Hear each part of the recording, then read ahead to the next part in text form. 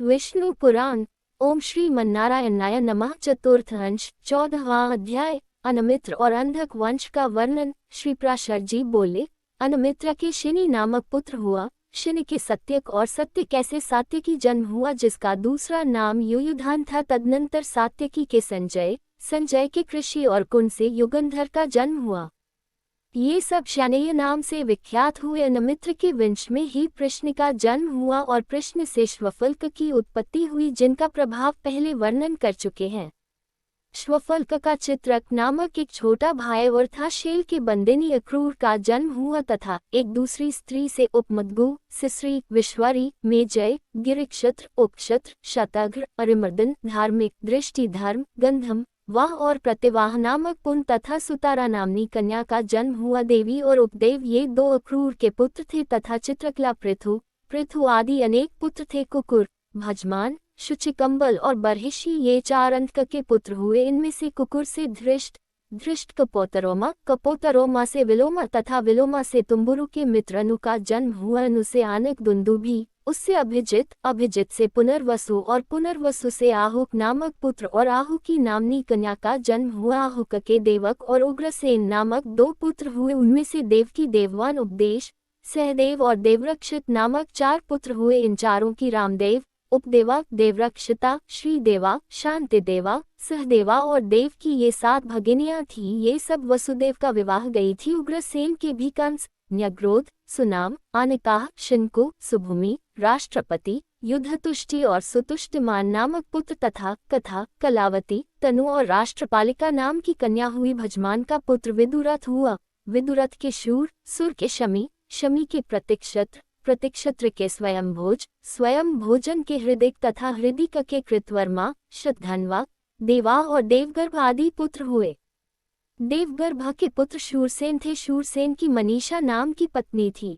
उससे उन्होंने वसुदेव आदि 10 पुत्र उत्पन्न किए। वासुदेव के जन्म लेते ही देवताओं ने अपनी अव्याहत दृष्टि से यह देखकर कि इनके घर में भगवान अंशावतार लेंगे, आनक और दुंदुभी आदि बाजे बजाए थे, इसीलिए इनका नाम आना दुंदुभी भी हुआ। इनके देव भाग, देवश्रवा, अष्टक, ककुचक्र, वत्सधारक, सिंजय, श्याम, शमिक और गंडूष नामक 9 भाई थे तथा इन वसुदेव आदि 10 भाइयों की प्रथा श्रुतदेवा, श्रुतकीर्ति, श्रुतश्रवा और राजाधिदेवी ये 5 बहिनें थीं। शूरसेन कुंती नामक एक मित्र थे। वे निसंतान थे, अतः शूरसेन ने दत्तक विधि से उन्हें अपनी प्रथा नाम की कन्या दे दी थी। उसका राजा पांडु के साथ विवाह हुआ। उसके धर्म, वायु और इंद्र के द्वारा क्रमशः युधिष्ठिर, भीमसेन और अर्जुन नामक 3 पुत्र हुए। इनके पहले इसके अविवाहित अवस्था में है भगवान सूर्य के द्वारा कर्ण नामक एक कामनक की पुत्र और हुआ था। इसकी माद्री नाम की एक पत्नी थी। उसके अश्विनी कुमार द्वारा नकुल और सहदेव नामक पांडु के 2 पुत्र हुए। शूरसेन की दूसरी कन्या श्रुतदेवा का कारुष नरेश वृद्धधर्मा से विवाह हुआ था। उससे दंतवक्र नामक महादैत्य उत्पन्न हुआ। श्रुतकीर्ति को केकैराज ने विवाह था। उससे कैकेयी नरेश के संतर्दन आदि 5 पुत्र हुए। राजा देवी से अवंतिदेशीय अविंद और अनुविंद का जन्म हुआ। श्रुतश्रवा का भी चेदिराज दंभोष ने पानी ग्रहण किया। उससे शिशुपाल का जन्म हुआ। पूर्व जन्म में यह अतिशय पराक्रमी हिरण्यकशिपु नामक दैत्यों का मूल पुरुष हुआ था, जिसे सकल लोकगुरु भगवान नरसिंह ने मारा था। तदनंतर यह अक्षय वीर्य, शौर्य, संपत्ति और पराक्रम आदि गुणों से संपन्न तथा समस्त त्रिभुवन के स्वामी इंद्र के भी प्रभाव को दबाने वाला दशानन हुआ। स्वयं भगवान के हाथ से ही मारे जाने के पुण्य से प्राप्त हुए नाना भोगों को वह बहुत समय तक भोगते हुए अंत में राघव रूपधारी भगवान के ही द्वारा मारा गया। इसके पीछे यह चेदिराज दंभोष का पुत्र शिशुपाल हुआ। शिशुपाल होने पर भी वह भूभार हरण के लिए अवतीर्ण हुए। भगवदंश स्वरूप भगवान पुंडरीकाक्ष में अत्यंत द्वेष बुद्धि करने लगा। अंत में भगवान के हाथ से ही मारे जाने पर उन परमात्मा में ही मन लगे रहने के कारण सायुज्य मोक्ष प्राप्त किया। भगवान यदि प्रसन्न होते हैं तब जिस प्रकार यथेच्छ फल देते हैं,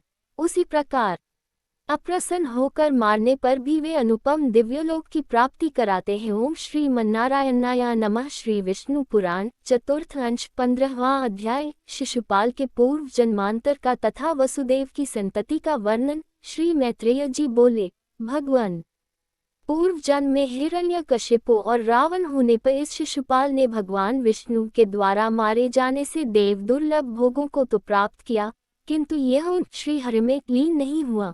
फिर इस जन्म में ही उनके द्वारा मारे जाने पर इसने सनातन पुरुष श्रीहरि में सायुज्य मोक्ष कैसे प्राप्त किया। हे समस्त धर्मात्माओं में श्रेष्ठ मुनिव, यह बात सुनने की मुझे बड़ी ही इच्छा है। अत्यंत कुतूहलवश होकर आपसे यह प्रश्न किया है, कृपया इसका निरूपण कीजिए। श्री पराशर जी बोले, प्रथम जन्म में दैत्यराज हिरण्यकशिपु का वध करने के लिए संपूर्ण लोकों की उत्पत्ति, स्थिति और नाश करने वाले भगवान ने शरीर ग्रहण करते समय नरसिंह रूप प्रकट किया था। उस समय हिरण्यकश्यप चित्त में यह भाव नहीं हुआ था कि ये विष्णु भगवान है। केवल इतना ही विचार हुआ कि यह कोई निरतिशय पुण्य समूह से उत्पन्न हुआ प्राणी है। रजोगुनी उत्कर्ष प्रेरित हो उसकी मति उस विपरीत भावना के अनुसार दृढ़ हो गई। अतः उसके भीतर ईश्वरीय भावना का योग न होने से भगवान के द्वारा मारे जाने के कारण ही रावण का जन्म लेने पर उसने संपूर्ण त्रिलोकी में सर्वाधिक भोग संपत्ति प्राप्त की। अनादि निधन परब्रह्मस्वरूप निराधार भगवान में चित्त न लगाने के कारण वह उन्हीं में लीन नहीं हुआ। इसी प्रकार रावण होने पर भी कामवश जानकी जी में चित्त लग जाने से भगवान दशरथ नंदन राम के द्वारा मारे जाने पर केवल उनके रूप का ही देन हुआ था। ये अच्युत है ऐसी शक्ति नहीं हुई, बल्कि मरते समय इसके अंतःकरण में केवल मनुष्य बुद्धि ही रही। फिर श्री अच्युत के द्वारा मारे जाने के फलस्वरूप इसने संपूर्ण भूमंडल में प्रशंसित चेदिराज के कुल में शिशुपाल रूप से जन्म लेकर भी अक्षय ऐश्वर्य प्राप्त किया। उस जन्म में वह भगवान के प्रत्येक नियम में तुच्छता की भावना करने लगा। उसका हृदय अनेक जन्म के द्वेषाने बंध युक्त था, अतः वह उनकी निंदा और तिरस्कार आदि करते हुए भगवान के संपूर्ण समयानुसार लीलाकृत नामों का निरंतर उच्चारण करता था। खिले हुए कमलदल के समान जिसकी निर्मल आंखें हैं, जो ज्वल पीताम्बर तथा निर्मल किरीट, केयूर, हार और कटकादि धारण किए हुए है, तथा जिसकी लंबी लंबी चार भुजाएं हैं और जो शंख, चक्र, गदा और पद्म धारण किए हुए है। भगवान का वह दिव्य रूप अत्यंत वैरानुबंध के कारण भ्रमण, भोजन, स्नान, आसन और शयन आदि संपूर्ण अवस्थाओं में कभी उसके चित्त से दूर न होता था। फिर गाली देते समय उन्हीं का नामोच्चारण करते हुए और हृदय में भी उन्हीं का ध्यान करते हुए, जिस समय वह अपने वध के लिए हाथ में धारण किए चक्र के उज्ज्वल किरण जाल से सुशोभित अक्षय तेजस स्वरूप द्वेषादि संपूर्ण दोषों से रहित ब्रह्मभूत भगवान को देख रहा था, उसी समय तुरंत भगवा चक्र से मारा गया। भगवत स्मरण के कारण संपूर्ण पापराशि के दग्ध हो जाने से भगवान के द्वारा उसका अंत हुआ और वह उन्हीं में लीन हो गया। इस प्रकार इस संपूर्ण रहस्य का मैंने तुमसे वर्णन किया हो। ये भगवान तो द्वेषानुबंध के कारण भी कीर्तन और स्मरण करने से संपूर्ण देवता और असुरों को दुर्लभ परमफल देते हैं। फिर सम्यक भक्ति संपन्न पुरुषों की तो बात ही क्या है।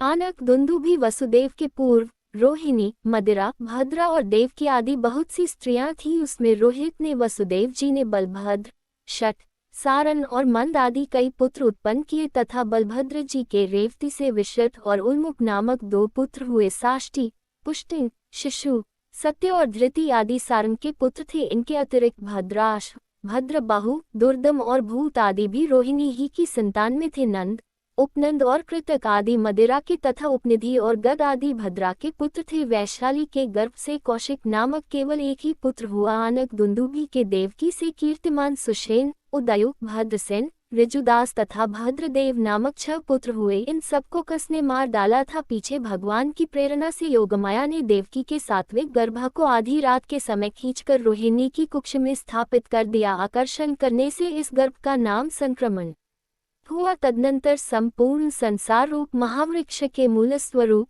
भूत, भविष्यत और वर्तमान कालीन संपूर्ण देव, असुर और मुनिजन की बुद्धि के अगम्य तथा ब्रह्मा और अग्नि आदि देवताओं द्वारा प्रणाम करके भूभार हरण के लिए प्रसन्न किए गए। आदि मध्य और अंतहीन भगवान वासुदेव ने देवकी के गर्भ से अवतार लिया तथा उन्हीं की कृपा से बढ़ी हुई महिमा वाली योग निद्रा भी नंदगोप की पत्नी यशोदा के गर्भ में स्थित हुई। उन कमलनयन भगवान के प्रकट होने पर यह संपूर्ण जगत प्रसन्न हुए। सूर्य, चंद्र आदि ग्रहों से संपन्न, सर्प आदि के भय से शून्य, अधर्मादि से रहित तथा स्वस्थचित हो गया। उन्होंने प्रकट होकर इस संपूर्ण संसार को सन्मार्गावलंबी कर दिया। इस मृत्युलोक में अवतीर्ण हुए भगवान की 16,101 रानियां थीं। उनमें रुक्मिणी, सत्यभामा, जाम्बवती और चादुहासिनी आदि 8 मुख्य थीं। अनादि भगवान अखिल मूर्ति ने उनसे 1,80,000 पुत्र उत्पन्न किए। इनमें से प्रद्युम्न, चारुदेशन और सांब आदि 13 पुत्र प्रधान थे। प्रद्युम्न ने भी रुक्मी की पुत्री रुक्मवती से विवाह किया था, उससे अनिरुद्ध का जन्म हुआ। अनिरुद्ध ने भी रुक्मी की पुत्री सुभद्रा से विवाह किया था, उससे वज्र उत्पन्न हुआ। वज्र का पुत्र प्रतिबाहु तथा प्रतिबाहु का सुचारु था। इस प्रकार सैकड़ों हजार पुरुषों की संख्या वाले यदुकुल की संतानों की गणना 100 वर्ष में भी नहीं की जा सकती, क्योंकि इस विषय में ये 2 श्लोक चरितार्थ हैं।